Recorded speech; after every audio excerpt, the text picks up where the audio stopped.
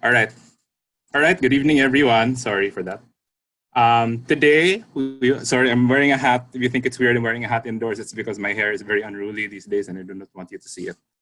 Um, Struggles of having no access to a barber. Sige. So, the name of this class is Politics 101, and I entitled it to be a dummy's guide to understanding Philippine politics because it really is a dummy's guide in the sense that you don't have to be someone who is politically oriented. You don't have to have a political family. You don't have to have had undergone any formal education in politics to understand what we're going to be talking about today. So you could literally be someone who has no exposure to politics at all, and you will be able to understand everything that we'll be talking about today. Okay, so it's a talk that's designed for the layman to get you from having zero understanding of politics to having some level of understanding of politics. Okay, so let's just set some general objectives for today. What goals are we trying to achieve just so that all of our expectations are being met? Okay, first is we want to develop a better understanding of politics as a discipline. Because it is a discipline, it is an academic field, it is a science. Okay, and we have to have a basic understanding of it. This presentation is also geared towards you identifying the nuances of different political practices and philosophies, so that when you see someone who is being political, you are able to identify it and you are able to more accurately think about it, assess it, analyze it. Okay.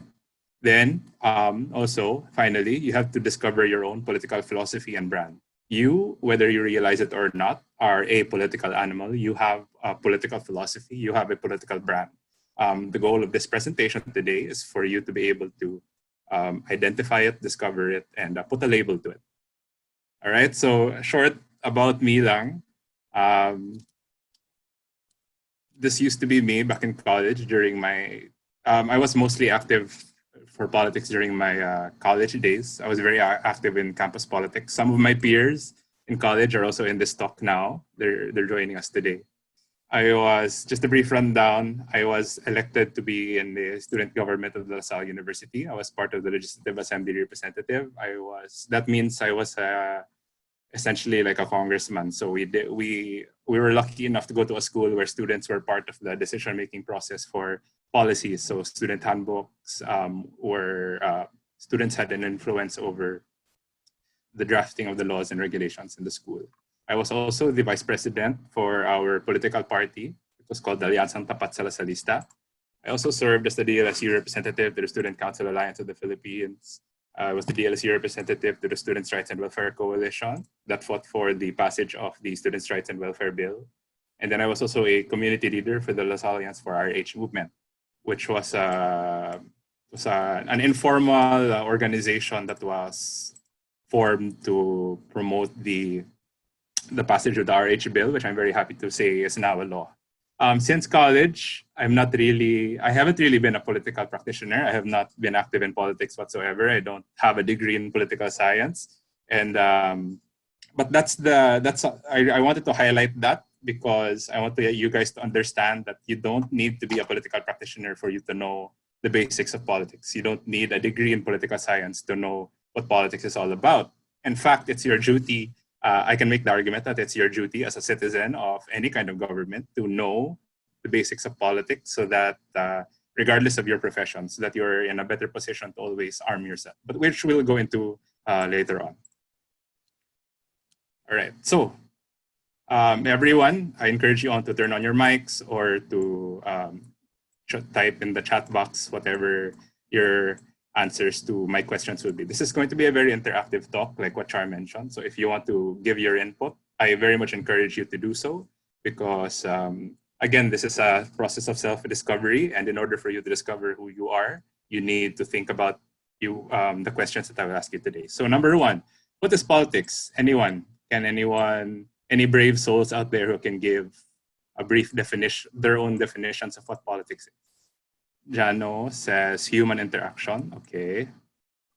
Science of how a government runs. Yes, thank you, Ivana. Yeah, that's also a valid definition. Sige. the activities associated with the governance of a country or other area, especially the debate or conflict among individuals or parties. All right, having or hoping to achieve activities pertaining to government. All right, guys, thank you for your input so far. Yes, a lot of your answers are correct. We're going to delve deeper into what politics really is. You will find out a more systematic definition of it. All right. So, at its core, in its very essence, politics is a study of power. Okay. Now, again, a lot of you mentioned the government. However, you have to understand that politics isn't just something that's present in the government.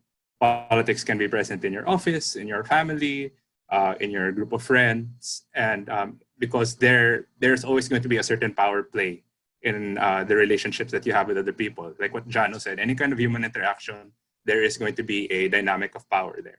So wherever there is power, there is politics. The politics is the study of who gets what and how. When you are a person who is in power, you get to decide the allocation of resources that you have in the world. So in the world, we only have a certain amount of resources. So resources like money, oil, food, and what have you. When you're a person in power, you get to influence who gets to be on the receiving end of those resources and how much they get and how those resources are transmitted to them. All right. It is also the science of measuring, acquiring, keeping, and taking away power and influence. So again, this is not just something that's applicable in government. It's also in the office when you're trying to vie for a position and you're competing with other people. You want to be able to gain influence over the decision makers of your office setting, right? Lastly, again, politics is an academic field. It is a science, and it is interrelated with disciplines of economics, sociology, and history. It also has subdisciplines like political theory, political science, and so on. All right. So now, why are we here in the first place? Why are we talking about why did I waste my time and make this whole presentation about politics? And why are we all gathered here on a random night to talk about it, right? Because it's important. Why is talking about politics important? Number one, politics concerns itself with the distribution and enforcement of power all over the world. Again, we only have a limited amount of resources in the world. And if you are someone who understands the dynamics of politics, you are in a better position to influence how all of those resources are distributed and allocated.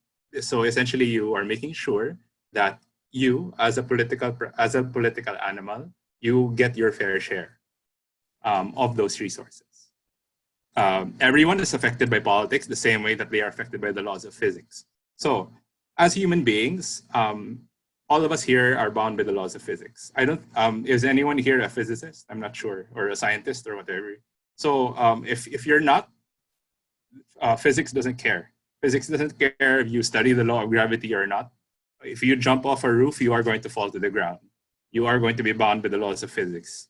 If you put your hand over a stove, you are going to get burned because that's the laws of heat. You know, it's the same way with politics. It doesn't matter whether you are a politician or not. It doesn't matter whether you are a political animal or not. Politics is going to affect you whether you participate in it or not.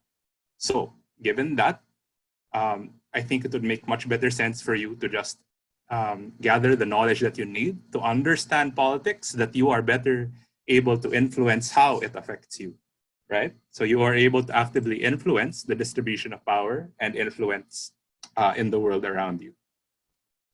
So I would like to throw a random question out there to everyone. Quick yes or no lang. Who here is comfortable discussing politics with friends or family? You can type it in the chat box, comfortable or not. Are you comfortable talking about politics with your friends or family? Girlie says no.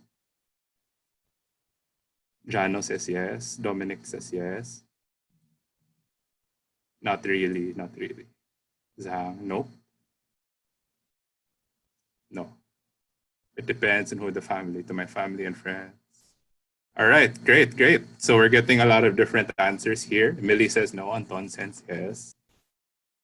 Okay, thank you everyone for your input. Yeah. So how about online? Does anyone here engage in political arguments online? especially now that everyone's online because of COVID. Yeah, do you go to comment sections and do you fight people online? Do you debate with people online? Yeah, all right, sige. So we're never, Girly says never, he says. All right, sige. All right, so thank you everyone for your answers.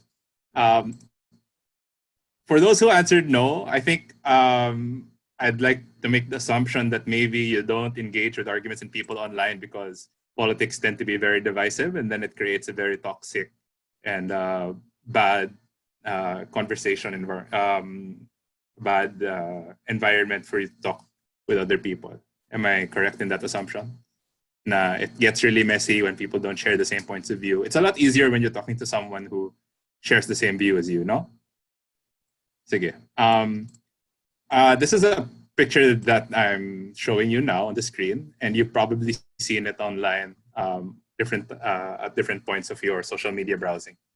Can anyone tell me what your interpretation of this picture is, or what the lesson it's trying to impart is? Perspective. Nika says it's about perspective. Okay. Point of view. Anton says point of view. Arnes. We all have different political views. All right. Thank you, everyone. I think everyone's going the same direction with this one. Yes, it's about perspective. It's about a matter of points of view. Same, but different, right?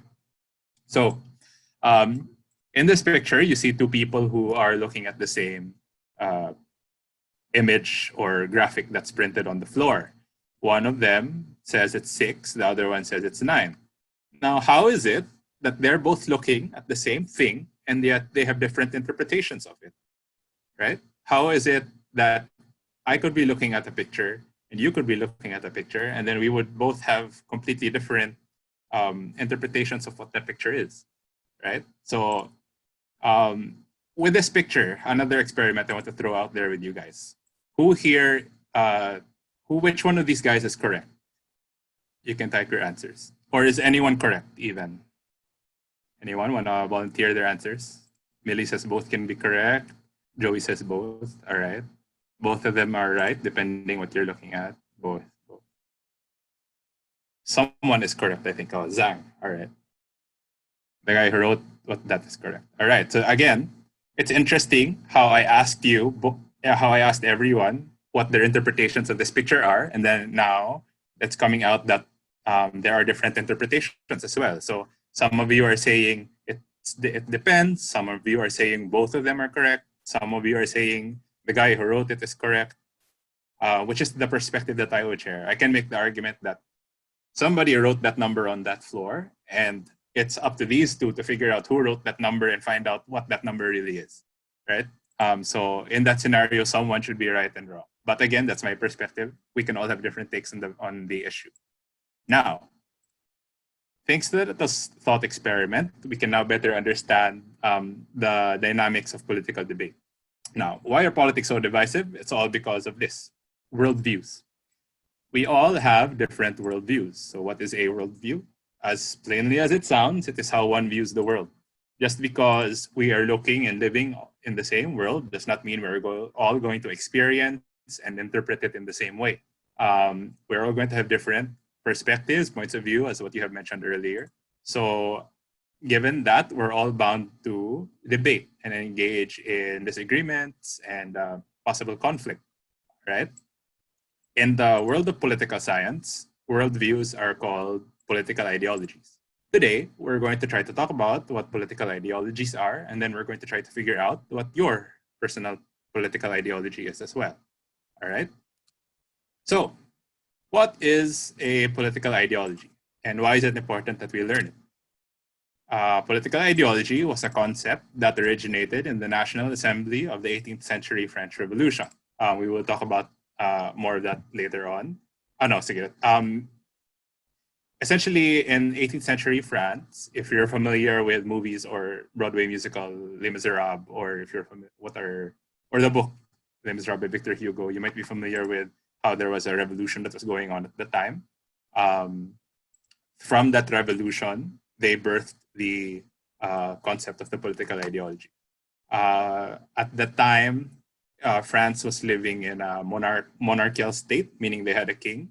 as their leader. And then things were getting very dire at the time, to the point where the citizens were clamoring for change and wanted to change in the political system. So they engaged in a revolution because they were so fed up of how the poor were getting poorer and the rich were getting richer. There was a huge debate that took place there in the National Assembly, and then that's where the concept of political ideology was born. We'll learn more about that later on. Essentially, political ideology is a political gauge of one's perspective or worldview. So if you have a ruler, you use a ruler to measure what? Length. If you have a weighing scale, you use a weighing scale to measure mass. If you have a thermometer, you use it to measure temperature. In political science, you use a political ideology is what you use to measure how you see the world or your worldview. All right, this is a set of beliefs that one can apply to policies, decisions, and events. So again, as I mentioned, your political ideology can be measured by a political spectrum. I think you're all familiar with this already to a certain extent.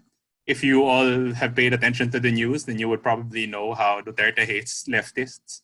But have any of you ever wondered, who are these leftists that he's talking about? Why does he want to kill them so badly? Or if you're a follower of American politics, you're probably familiar with the left wing and the right wing political practitioners, how the liberals are the Democrats, and how the conservatives are on the right, the Republicans are on the right, etc., etc. So a political spectrum is essentially just a mode of measuring one's political ideology. Joey commented Dilawan. Dilawan is actually a political party. We're going to get into that later. We're going to get into that later. Thank you for your input. However, some political scientists saw that the political spectrum isn't necessarily the most comprehensive way to measure political ideology. So there was the birth of the political compass, which took into consideration not just the left and the right anymore. It was also a matter of the up and the down. So we have the authoritarian ideology and the libertarian ideology to represent different ideologies. I know these terms, they might sound familiar to you, they might not, but we're going to try to learn more about what they really mean as we go along with our thought experiment. So I have a simple thought experiment for the bunch of you. Some of you might already be familiar with this one.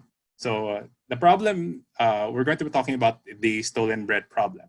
Now, you can turn on your mics for this if you want to share your input or not, or you can just choose to type it. So in this scenario, there is an old man. He is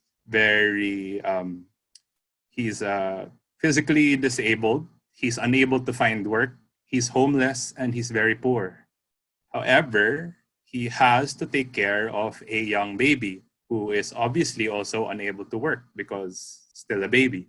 And they don't have any way to feed themselves. They can't find work. They can't earn money. The old man notices that the baby is on the verge of dying, and he's responsible for this baby. The baby has no more parents. So in that scenario, the old man resorts to, in his desperation, he resorts to stealing a loaf of bread from a local bakery. Okay, so what ends up happening is the baby ends up living for another day. And it's all the result of the old man stealing that loaf of bread. Now, for this scenario, I want you to imagine that you are a person of political influence within that city or that town where this event took place. You know that this happened to this old man. You know that he stole a loaf of bread, and you know his circumstance. You know everything that's happening in the situation. Given that, I want you to try to think about what you would do in this scenario. So the first question you need to answer here is, who is to blame? Why did the old man break the law, and who do you blame for him doing so? Is it his fault? Is it someone else's fault? Okay, Joey says it's the government. Arne says it's the old man. Girly says it's the government's fault. Guys, feel free to voice out your reasons as to why. We're encouraging free and civil discussions here. So if it's the government's fault, why is it the government's fault? If it's the old man's fault, why is it the old man's fault? Hello? Hello? Can you hear me? Hello? Yes, go ahead. Hello. I think it's the old man's fault because primarily Okay, why? He has control over his life and okay, he doesn't right. have control. So it's a choice. It's a choice thing. Yes, right. It's a choice. So basically, Yeah, You he can do chose as to break the law. yeah, he chose to break the law, and basically Right, he could have worked harder or choose a different right, method. He could come to the government and ask for help, right, but he chose to right, do it his own way. I think that's right. in my opinion. Thank you. Okay. Yeah. Thank you, Arnie, for sharing. Sige. Does anyone else have the want to justify or share their opinions? Maybe someone can respond to what Arnie says because that's a good point. You know, he had the choice not to steal. He could have chosen not to because somebody owns that bakery, diba? It's unfair also to the owner of that bakery. Oh, somebody's talking. Someone Hello. also chatted. Yeah. It's not your fault that you were born poor, but it's your fault if you die poor. I guess it's the man's fault. Okay. Sige, sige. So parang like even though he was in a tough situation, he still had the choice to uh, make money for himself. I think that's what Zhang is saying, so that he wouldn't have to resort to stealing. Anyone else? Nika, okay. Nika makes an argument that some people don't have the luxury of having a choice, which is also valid, I guess. In response to Arnie, I think is what Nika is saying na because Arnie originally said that he could have chosen not to steal, but Nika is saying that maybe in that situation he didn't really have the choice because he had a dying baby to feed. One more. Granting the old man done that for good faith. However, there is still a law that needs to be followed. All right. Sige. Thank you, Jano. Sige. Now, based on that, I am okay. Girly has one more. Perhaps the government in this scenario does not support the disabled or the infants and those who cannot support themselves. Okay. Sige. Thank you for everyone who shared. For those who didn't share, maybe you were too shy to do so. It's okay, but I'm hoping you're trying to come up with these answers in your head. And please don't be shy in the future. You can really open up. It's a safe space. So, given that, a lot of you were able to pinpoint who you would blame. Some of you said that you would blame the old man. Some of you said you would blame the government, or some of you said you would blame his circumstance or his lack of choice. So, given that, again, you're a person of political influence. You made your target. Your target. You determined who is to blame in this scenario. Who is the fault? Who is at fault? Now, as a person of political influence, it is now your responsibility to make a change. So, if you say that the old man was to blame, what is it about the old man that you would change? If you say that government is to blame, what is it about government to change? Isa is asking if it's necessary to blame someone. I would say yes, it's necessary for you to pinpoint what is to blame in order for you to address the problem. You cannot make a change until you figure out what the root of the problem is. As such, you have to figure out what's causing these problems to happen in the first place. Therefore, you have to find who or what is to blame. So, given your answers in the first question, I want you to try to come up with answers for the second question. What do you change to make sure that this problem never happens again? Anyone? Janelle will say, what to change to the government? Better distribution of wealth and opportunities, welfare and healthcare. Okay. Isa would say, give better opportunities to the poor. Charm says, job opportunities. Okay. Joey says, choose wisely and putting a person in the government. For those, okay, I think most of these are more addressing the. Okay, Arnie is giving another point of view here. I was fishing for another perspective. Arnie says, for the old man, educate them with the options that they have. Rest. Okay? Education is also a plausible solution to that problem. Okay. Zhang says fundraising and give job opportunities as well as seminar for PWD. All right. Now I want you all to take notice of how your answers for the first question influenced how you would answer the second question. And you're going to notice when we move on to the third question that these answers are going to influence the third question as well. Nika says, I think it goes both ways. The government should be more accommodating and the man does his part of not just relying solely on the government, but also making use and developing his skill set to his advantage. And then Ivana said, I agree with the opportunities, but I also need to pinpoint for the man to willingly do his part. All right. All right. Thank you, everyone. Thank you, everyone, for your input. So again, as a person of political influence, you have now successfully implemented that change that you want to impart on the problem to try to solve the problem. Now, I want to ask you, how long will the effects of your change last? Let's say you educate the old man. Yeah, you make an effort to educate the old man. Does that solve? Does that solve hunger and poverty for the society as a whole? Let's say you punish him or you put him in jail and you teach him that what you did was wrong. Does that mean that your entire city or your town is safe from theft in the future? Surely says no. Yeah. So based on your answers here, I want you to ask yourselves, how long your proposed solutions, again, let's say you implemented it. Let's say you started giving better opportunities for the poor. How long is that going to, how long are the effects of your solution going to last? So you don't have to answer it, just try to think about it. Okay.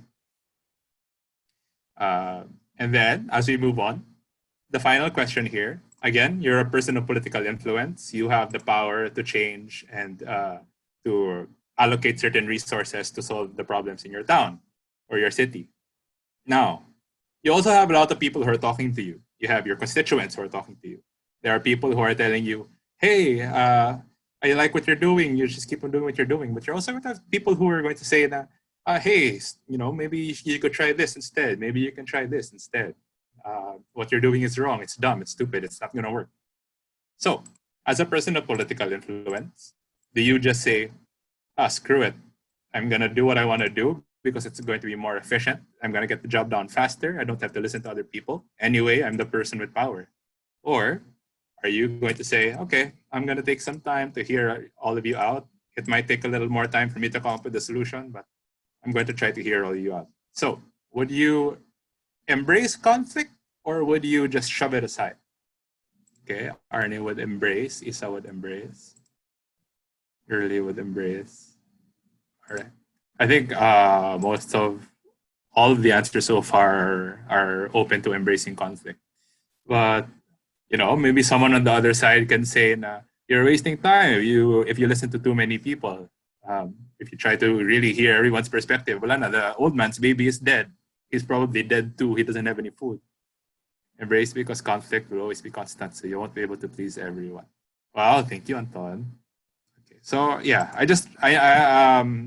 I'm not necessarily saying that I wouldn't welcome conflict. I'm just saying that there's an argument to be made for just shoving conflict aside. There are some people who are like that. Okay. Now, thank you everyone for your input and your interaction today. This thought experiment hopefully will teach you more about what your political ideology really is, which we're going to learn more in the next slide. So we've discussed earlier that there's a political spectrum, the left and the right. Typically, the people on the left, they brand themselves as progressives. However, you might also know them as liberals or communists if you're more towards the farther side of the left. If you're on the right, then you would be branded more as a conservative or someone who is more for status quo. All right. Okay. Now, for those of you who said that the old man was not at fault, then you would be someone on the left of the spectrum. If you said that it was his fault, then you would be someone on the right of the spectrum. He had the option not to steal, so it's his fault. It was his choice to break the law. Okay. If you were someone who said that you would rather change the circumstances and the situations or the systems surrounding that man, then you would be on the left side of the spectrum. So these are the types of people who say, well, the man probably needed better welfare. He needed social services. He needed, why was it being taken care of by the government? Why is there no system in place to help the poor? The people on the right would say, well, it was his fault that he broke the law. So he is the root of the problem. So what do we change here? We don't have to change the system at all. We just have to change the man. He is the problem. He is the anomaly. So we educate him. We put him to jail. We punish him. We try to rehabilitate him. If we see that he's learned from his mistakes, okay, we'll put him back into the world. Okay. If you would also be more left-leaning if you say the effects of the change stay so as long as the system is in place. What that means is if you develop a system that addresses a specific problem, then that system is going to stay in place. And then the changes that system is trying to solve are going to take effect so as long as the system is still there. However, if your change is dependent on the man or the individual, then your change is only then your change can only remain as effective so as long as that person is still there. So some might argue that the progressive approach would be a more long-term change. It might take longer time to take effect, but the effects might last so much longer. But other people might also argue that it takes too much time to draft up systematic change. We have to put the Band-Aid on the wound to stop the bleeding. Bahala na if it's not as long-lasting an effect. All right. So based on that, you might have a good idea now of where you are in the political spectrum. It's all a matter of perspective. So I mentioned earlier that the political spectrum was born out of the 18th century French Revolution. This is a picture of the 18th century French Revolution. Well, it's not a real picture. It's more of a drawing that represents the 18th century French Revolution. So things were getting so violent in France to the point that they decided to make what was called the National Assembly.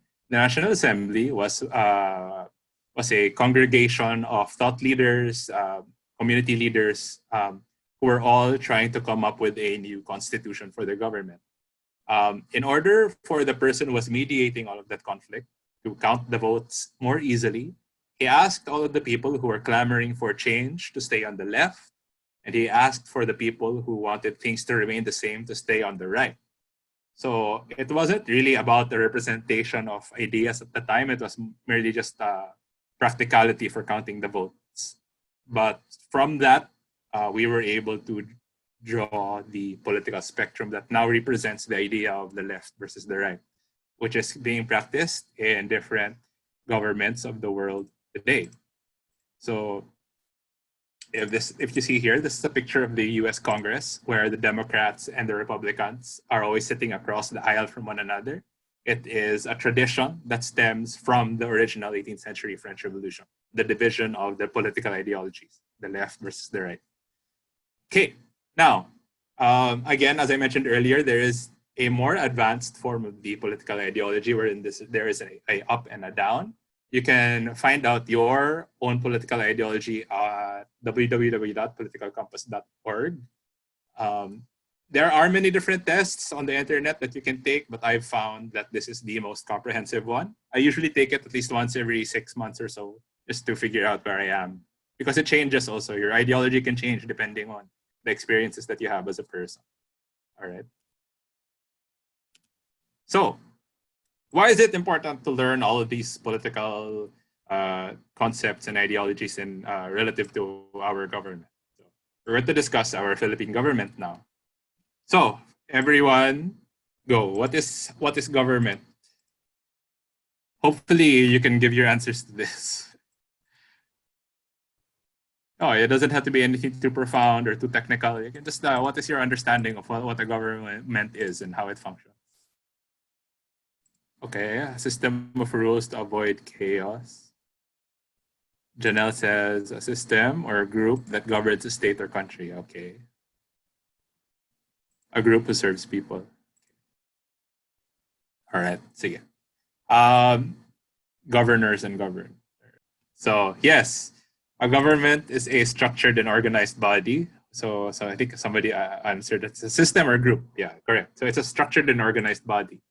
It is responsible for enacting, enforcing, and assessing rules and policies. So it's not just about the enforcement of rules and policies. You also have to constantly assess them and to draw better ones up when you see that they are being ineffective. And lastly, a government is composed of both the governors and the governed. A lot of people have the misconception that a government is just composed of the people who we elect into office. No, that is wrong. Your government is composed of the people who are your governors. Yes, your president, your congressmen, your mayors, your senators. Yes, they are your governors. However, you as a governed also comprise the government. You still have a role to play in how the government functions. And if you don't understand that, then you're missing out on manifesting your power because you didn't know that you had that power to begin with. Okay. So the Philippine government, I want you to remember these 4 terms. Say them out loud, repeat them to yourselves over and over again until you memorize them. So they're just 4 basic principles, okay? Democratic, presidential, a bicameral legislature, and unitary. So we're gonna go through that again. It's democratic, presidential, bicameral legislature, and unitary. All right? So repeat that yourselves, internalize it, memorize it.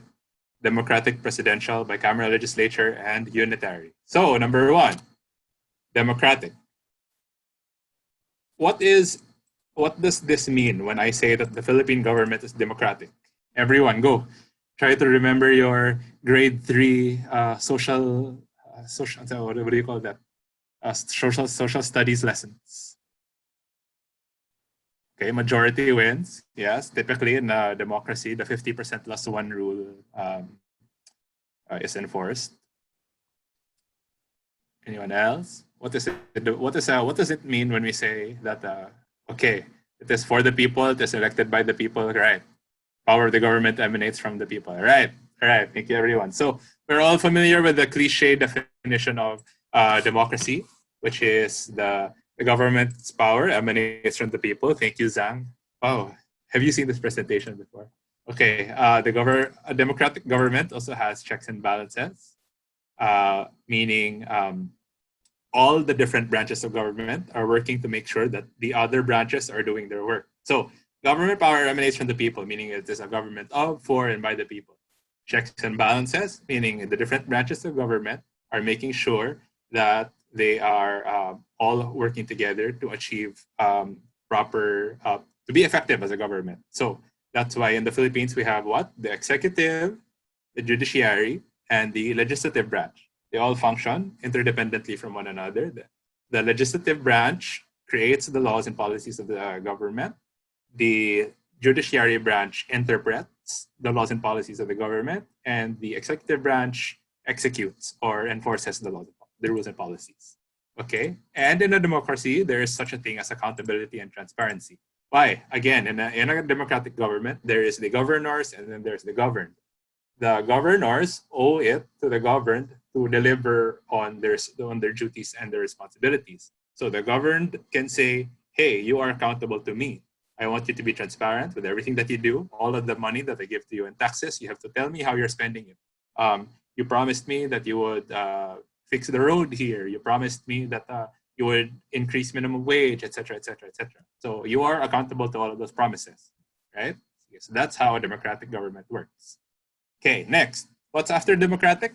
The 4 things that I asked you to memorize a while ago. It's democratic. What's the next one? Presidential. Oh, girly. Plus points. You earn 5 stars. All right. Presidential plus points. All right. So what does it mean to have a presidential form of government in the Philippines? Come on, guys. It's very easy. It's in the name. What does it mean to have a presidential form of government? Zhang, we have a president. Right. Very easy. Ay, nako. So the highest executive power rests with the president, as opposed to what? What forms of government don't have a president? Monarchies, right, with the kings and queens who function as the head of state, and right, dictatorships where you have a supreme leader like North Korea, a parliamentary where it's headed by a prime minister. Correct. All right. Thank you, everyone, for your input. So smart, my students. Okay. So in the Philippines, we have a president who functions as both the head of state and the head of the government. Okay. And then the president essentially oversees the functionality of the entire government as a whole. So after presidential, what's next? Who wants to get the plus points? So it's democratic. All right, bicameral legislature. Very good, Isa. Now, what does bicameral legislature mean? Clue. Bi means two. Lower house and upper house. Yes, Jano, that's the case for the United Kingdom. However, that's not the case for the Philippines. It's a different kind of house. So, but Jano's on the right track. Okay, a bicameral legislature essentially means it's 2 houses. So, in Latin, camera means chambers. So when you say bicameral, it's 2 chambers. So our legislative branch of government is composed of two chambers, bicameral. Okay, what are those two chambers? We have the House of Representatives, who are composed of our congressmen and our congresswomen, and we have our Senate, composed of our senators. So, what exactly is the difference between the House and the Senate? Why do we have these two houses to begin with? Or why do we have these two chambers to begin with? So ideally, the House of Representatives would deal with local legislation. This is why each district in the Philippines elects just one congressman. So for the Cebu, Metro Cebu, it's a different congressman. From Northern Cebu, it's a different congressman for NCR, etc., etc. So these congressmen ideally would create laws and policies that are beneficial to their constituents within their district. So local ordinances or whatnot. Okay. And then we have the Senate, which deals with more of national level policies. So they are national level legislative board. However, in the Philippines, in order for a national legislation to work, you need the House to come up. For example, if we're talking about the RH bill, the reproductive health bill, in order for the reproductive health bill to become a law, the House has to come up with its own version of the RH bill. The Senate has to come up with its own version of the RH bill. And then both of those versions have to pass in both chambers. Once those versions are passed in those chambers, they will create a bicameral committee, meaning memberships from both the House and the Senate to represent the bicameral committee and create a national legislation, which will then be signed by the president to become a law. So it's a very long and tedious process. There are detractors who will say that it's very inefficient. It's going to take a very long time for us to make our laws. And it's true in the Philippines. Law, it's not just law enforcement that's very slow. It's the process of actually coming up with the laws is also very slow. However, there are those who will say that a bicameral legislature ensures proper checks and balances. If you're reading through the laws properly and you're combing through them with different chambers, you're adding them through different filters. You're making sure that the laws, once they're passed, they're ready to go, right? Which is weird because recently the Universal Healthcare Law, supposedly it was passed a while back, but there was an uproar from the OFWs, and now they're delaying the execution of it. We'll talk about that later. So lastly, it's the unitary government. I want try to get everyone's thoughts on what they think a unitary government could mean. What does it mean to have a unitary government? Centralized government. All right, Jano got it right on the head. Thank you, Jano. Plus points for you. Okay, so in the Philippines, we have a unitary government, meaning all of our local government forces are one with the national government. So all of the mayors, the congressmen, all of the barangay tanots, the barangay captains, they all have to answer to the national government as a whole because they all function as one. There is minimal authority and independence for local government. Now, what is the opposite of a unitary government? The opposite of a unitary government would be, correct, Janelle said it already, it's a federal form of government. The most popular federal government that we have in the world is, I think, the United States, right?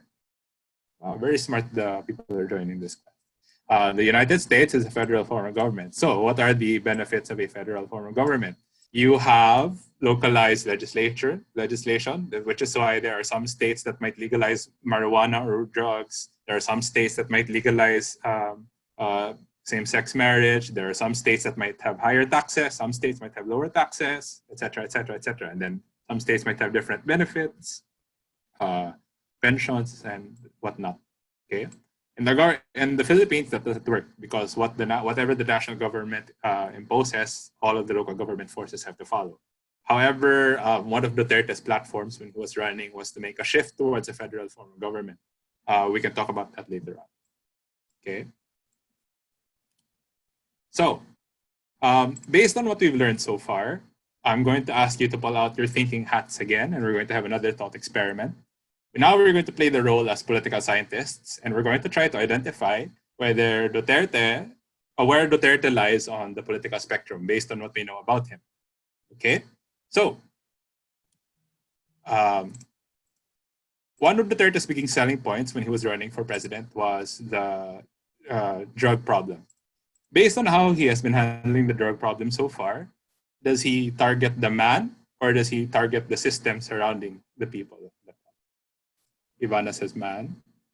Nika says man. Isa says. Feel free to elaborate further on why you say man. Arne says system. All right. Everyone can elaborate further on why you think, on how you target the man, EJK. EJK targets the man at fault. So thank you everyone for your input. Only men who have nothing to say and have no political will. Right. Man, because the system could have been rules, but there were no rules given. All right. Some people aren't getting arrested lang kay they're rich. Oh, this is a very opinionated group. Okay, sige. I would like to give my take on it. So, based on my personal assessment of how he functions as a leader, Duterte targets mostly the man. How is this evident? It's through law enforcement. So law enforcement, you're conducting raids, you're killing drug dealers, you're killing drug pushers, drug users. So it's really a people-centric policy.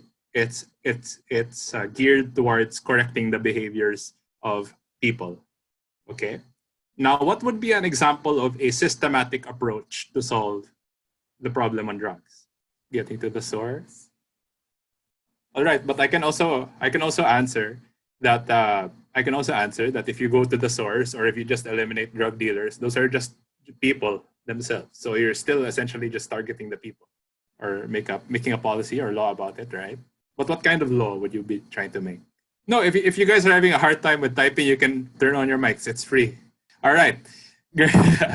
Girly, try to eliminate the reasons why people turn to drugs. All right. Thank you, Girly. I think that would be a good example of a systematic approach. Eliminate the reasons of why people turn to drugs. So currently, Duterte is addressing the drug problem as if it is a crime, or if it's it should be punished criminally. However, what if we try to change the narrative? What if we try to address the drug problem as if it were a mental health problem? What if we started targeting the mental health, the states of mental health of the drug users, and we started targeting? So we provide better healthcare for these kinds of people, better access to support systems for these types of people. What if we or another systematic change maybe would be to you can try to cut off the source. How? Through stricter logistics in the shipping and how the drugs are coming into the country, etc., etc.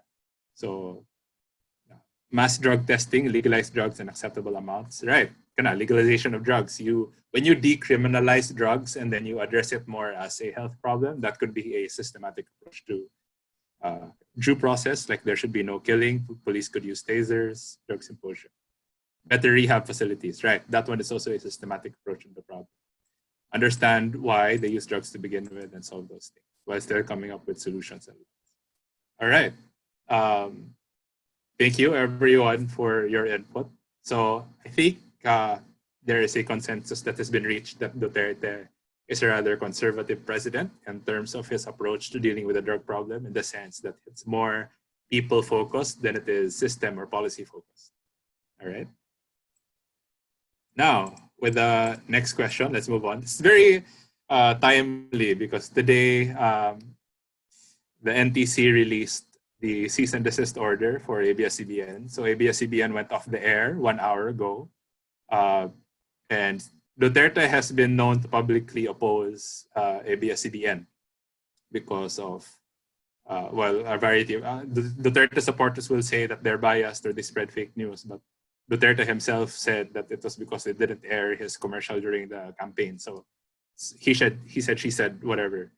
Based on that, what are your thoughts on how Duterte welcomes opposition and free speech? Is he someone who welcomes it, or is he someone who suppresses it?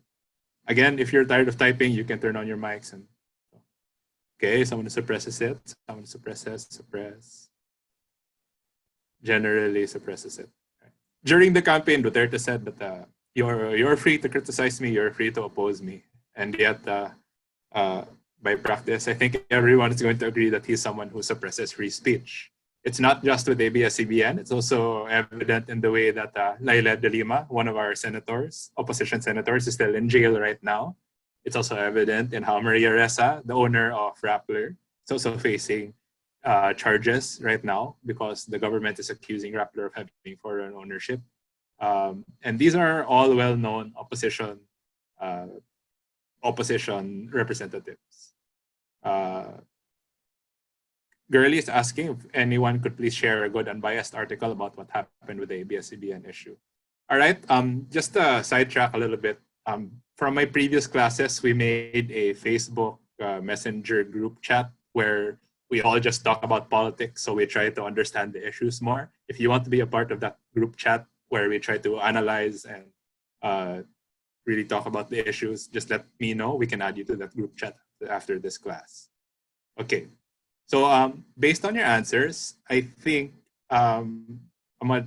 most of us would agree that Duterte is someone who suppresses free speech. So when in the political spectrum or in the political compass, he would be more towards the up, meaning he's more authoritarian, because on the bottom, you would be more libertarian in the sense that you would, as we discussed earlier, you would be more welcoming of conflict, you would be more welcoming of opposition or alternative points of views.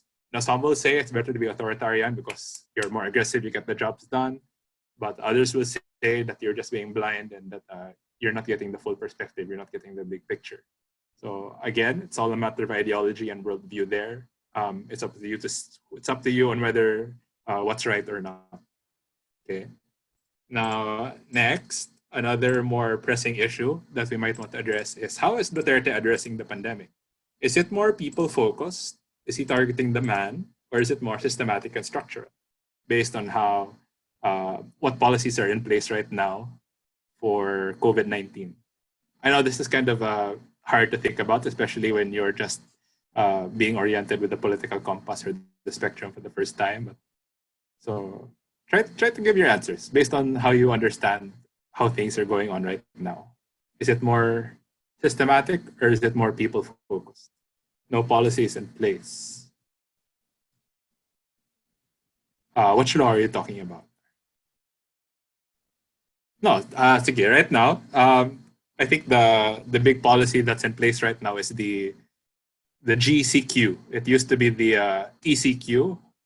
I think it was the community quarantine, and then it evolved into the enhanced community quarantine, and then it's now the GCQ or the lockdown or whatever. So let's say you're just focusing on that, on just the quarantine policy, on how you will be arrested if you're violating quarantine. Is that a systematic approach to solving the pandemic, or is it more individual focused? It's more systematic. Isa, why do you say so? Arne, why do you say so? Kapoy kay chat no eh. Anyways. Go. Because it's Go, more go, like, go. I don't want to deal with it, just stay at home. You know what I Okay. mean? Okay, that's it. That's all I'm going to say. Bye. Okay, sige. I can make the argument that if that's it, I don't want to deal with it, just stay at home. Isn't that dependent on the behavior and the obedience of the people? Essentially, you're saying we can solve this virus so as long as everyone stays obedient. So as long as you stay at home. At first, it seems systematic because it's a nationwide lockdown. It's a balance because everyone is at home and the government would. Okay. Again, guys, all of your perspectives are perfectly valid because, again, they are your worldviews. They are how you see the situation. It's your take on the matter. However, how I would assess how he's Anton says, you would think that it's systematic through his speeches, but it's really more reactive and all talk. There's no proper coherence with other cities and provinces. Right. Which is also correct. I think right now it's more kanya-kanya style of governance with the Philippine reaction to the pandemic. What I would say is that I don't understand the lockdown guidelines because every city has different interpretations. They just say lockdown. It has been very reactive, systematic, but not that prepared when it comes to the change. Right? Okay. So the whole idea of, again, this is my take on the matter. The whole idea of a quarantine, a community quarantine or a lockdown, it's very individual focused. Why? Number one, it's not really going to have any long-term effects on pandemics or on our health or whatnot. Okay, it's not really solving any kind of system. It's not a system in itself. It's not making any systematic changes other than the fact that the economy is being shut down also. So what would be an example of a more systematic or structural approach to solving the pandemic? I can make the argument, number one, investment in our healthcare. Why is it that we're not prepared to handle pandemics in the first place? Why are we kulang-kulang sa PPEs?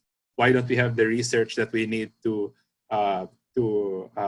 develop vaccines? Why isn't there mass testing? Why don't we have the capacity or the technology to do mass testing? These are all systematic problems that can only be addressed by systematic policies. So when you say now, okay, everyone, we're going to solve this problem through our mass testing here. We're going to solve this problem through our incredible healthcare. Here you go. We're going to solve this problem through our vaccines that we've developed through our brilliant scientists and our researchers. And that's a systematic approach to solving the problem. But if you say now, okay, guys, we're going to solve this pandemic. How? By all of you staying home.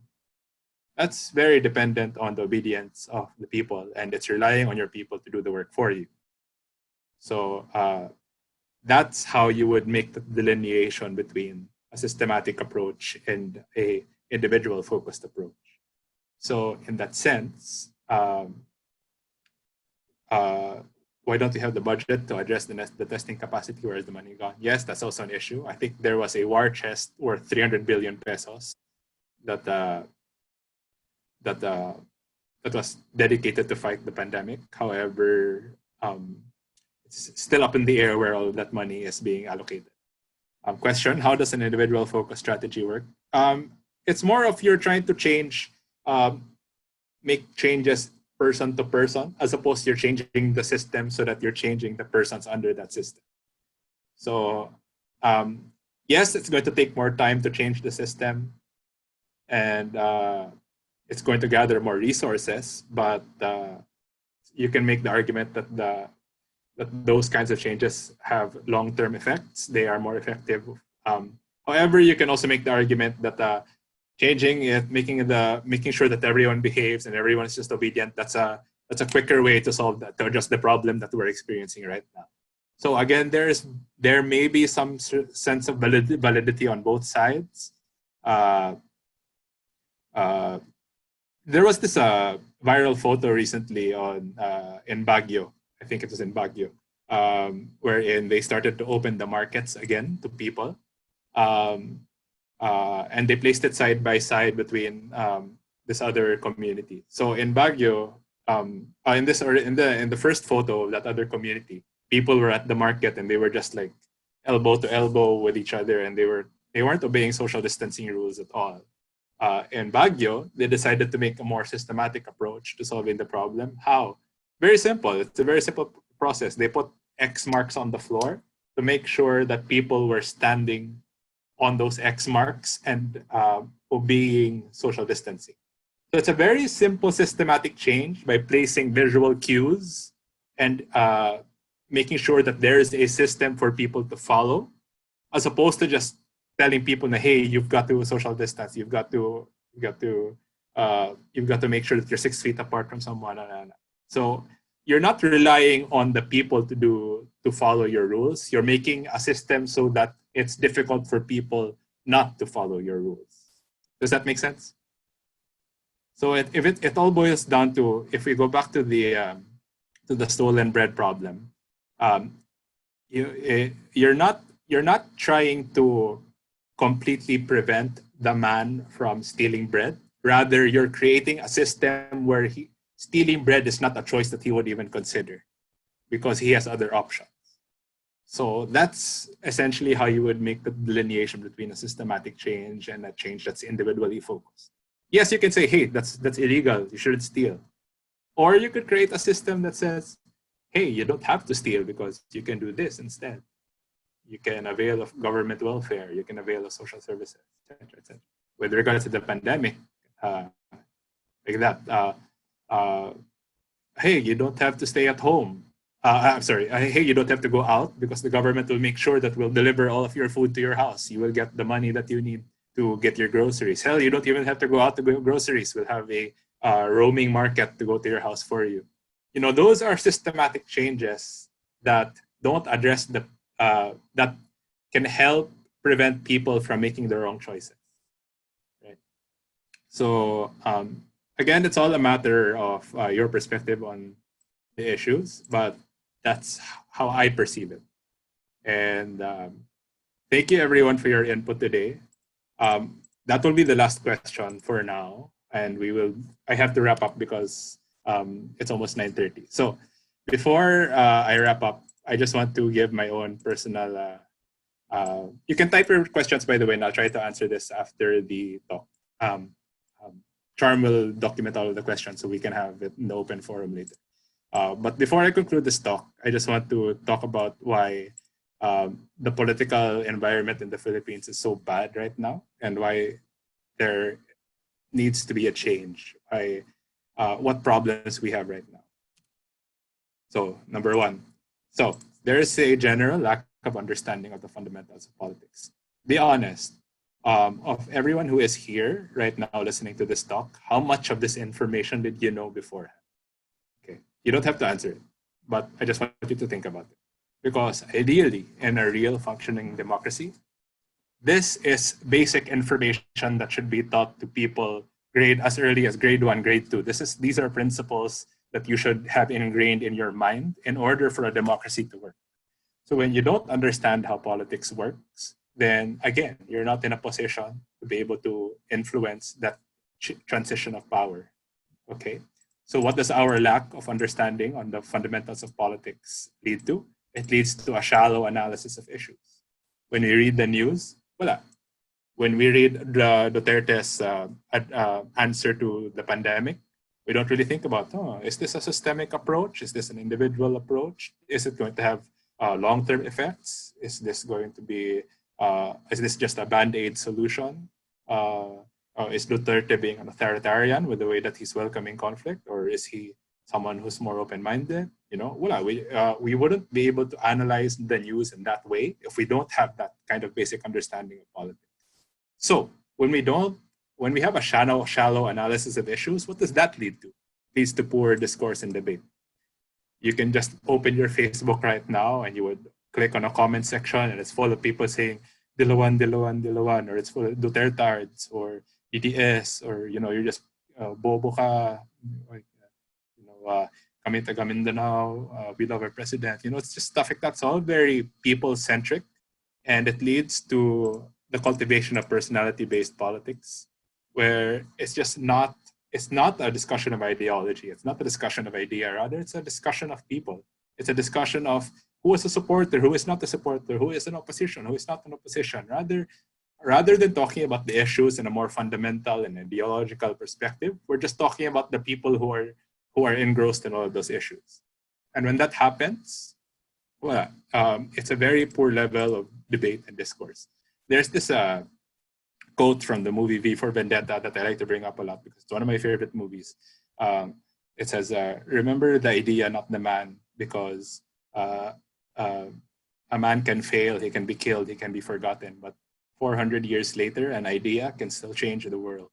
And that resonates so much with me because I am someone who always wants to be talking about ideas. I hate talking about people. And when we're just talking about our politicians instead of talking about actual real politics, then there's something very wrong with our rhetoric. And unfortunately, a lot of us are just talking about politicians, but none of us are talking about politics. We're not talking about political ideology. We're not talking about system versus people, right? These are not the kinds of discussions that we're having envelop our national rhetoric. And what happens when things are really bad like that? There's just a general lack of citizen participation. I asked a lot of you earlier, are you comfortable with talking about politics? A vast majority of you said no.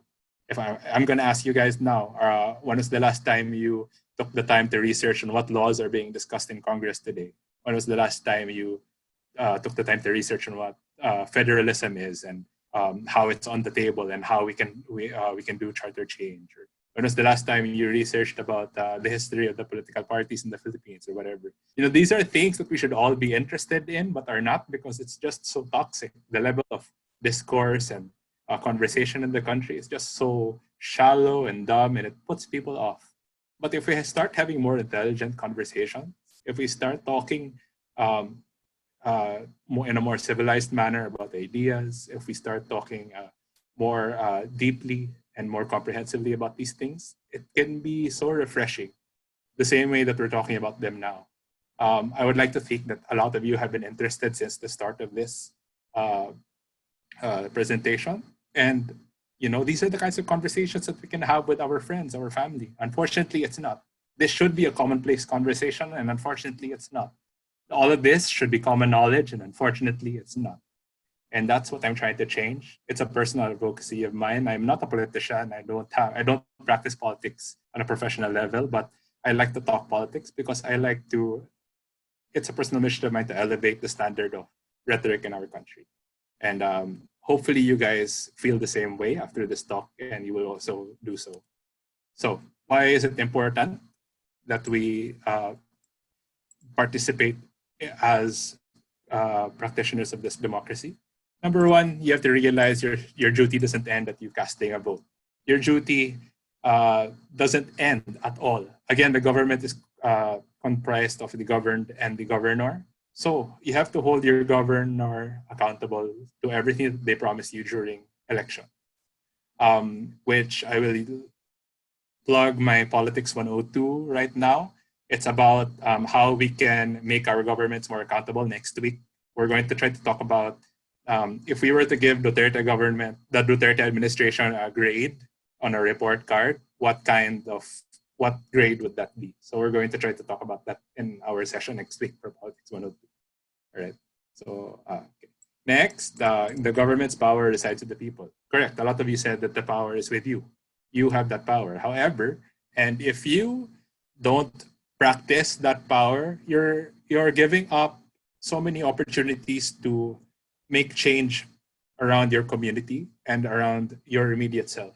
So if you're a political animal and you understand political ideology on a more profound level, then you would be in a better position to make sure that all of the resources that we're talking about, money or influence and stuff like that, you can all manipulate that to be to your advantage if you have a more fundamental understanding of what politics really is.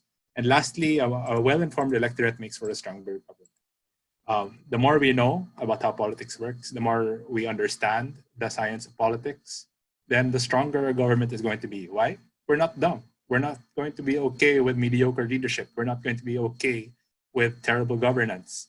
So the smarter we are about politics, then the more we are able to demand from the people who are supposedly leading us. And that's where our duty lies as people. So I'd like to conclude lang with this little political, philosophical allegory that was first made, that was made by Plato. If you took your philosophy classes in college, you will be probably familiar with this one. But I like to use it as a way of demonstrating the importance of political debate. So if you're familiar with this, that's good. If you're not, it's fine also. So Yes. right now, this is a cave. If you do not have a basic understanding of politics, then you would be someone who is here. You are trapped. You are chained to this wall. You cannot move your head. You cannot move your body. You are merely limited to looking at the wall that is in front of you. These shadows represent all that you see in this world. Okay? These represent all that you know in this world. This is your entire wealth of knowledge. The shadows in front of you, which are being manipulated by these people behind you through a fire and these shapes that they are holding up in front of the fire. However, if you take the time to understand other people's ideology, if you take the time to listen to other people's ideas, if you take the time to talk and debate and engage in civil and proper intelligent discourse, you have a shot at breaking yourself away from these chains, simply walking out of this cave towards what I would like to call enlightenment. So it's all a matter of gathering as much perspective as you can and learning more about the people who see things differently from you, the people who have different worldviews, the people who have different ideologies, and trying to figure out how this world can be a better place, and whether it be in politics or in anywhere else. So the only takeaway I want you guys to have from this talk is, number one, go to www.politicalcompass.org to know what your political ideology is. And number two, be more comfortable with talking about politics, even if you're disagreeing with the people around you. Just try to make sure that you're elevating the level of discourse and debate, because with that, when you start talking about better ideas, then you're making a case for a better society. You're helping further develop our society to where it needs to be. So thank you everyone for joining this talk. That is the end. Bear with me if it was a long presentation. I'm very happy that a lot of you were very active in sharing of your insights. Next week, Tuesday, 8 p.m., I will have Politics 102, where again, we will be trying to discuss the Duterte administration and its report cards. So thank you everyone for joining. I will be answering questions now for the open forum. For everyone who doesn't want to join the open forum, you're free to leave. Thank you. Please join the Ready to Adult PH group. I will be posting links or resources there that you can read about to learn more about political ideology and politics in general.